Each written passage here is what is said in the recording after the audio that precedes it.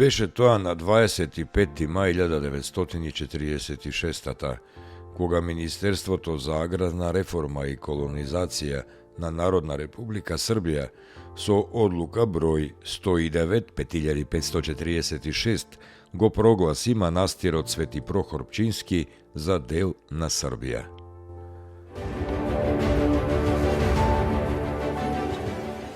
На 25. мај 1948 година во Скопје, во Македонскиот народен театар е одржан основачкиот конгрес на борците од Народно-ослободителната војна на Македонија. На 25. мај 1958 година во Гостивар со редовно производство започна фабриката за огноотпорни материјали Силика. На 25. мај 1962 година, кога рускиот патријарх Алексеј I бил поканет од Српската православна црква да го посети Белград, тој побарал наместо во Белград да слета во Охрид. По стигнувањето во Охрид, тој клекнал, ја бакнал земјата и рекол: "Дојдов во вториот словенски Ерусалим." Потоа на света архиерейска литургија во Македонската црква Света Богородица Каменско во Охрид, рускиот патријарх Алексеј I сослужуваше со српскиот патријарх Герман и македонскиот архиепископ Доситеј. На 25. мај 1989 почна изградбата на Домот на занаечиите во Скопје. Предаден е во употреба на 4. ноември 1990.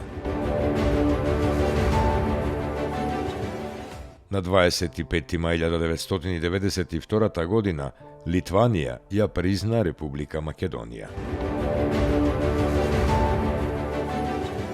На 25. мај 1996 Република Македонија и Катар воспоставија дипломатски односи.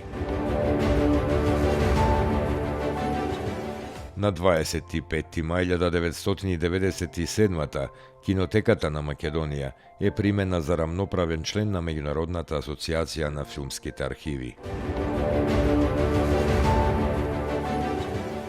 На 25. мај 2002 година Никола Груевски станува председател на ВМРО ДПМНЕ. На 25. мај 1902 година во селото Мелница Мариово е роден Стале Попов. Напишал повеќе романи, како Крпен живот, Толе Паша, Дилбер Стана, Кале Шања, Мариовски Панаѓур и други. 25. мај е ден на лицата со попреченост во Македонија.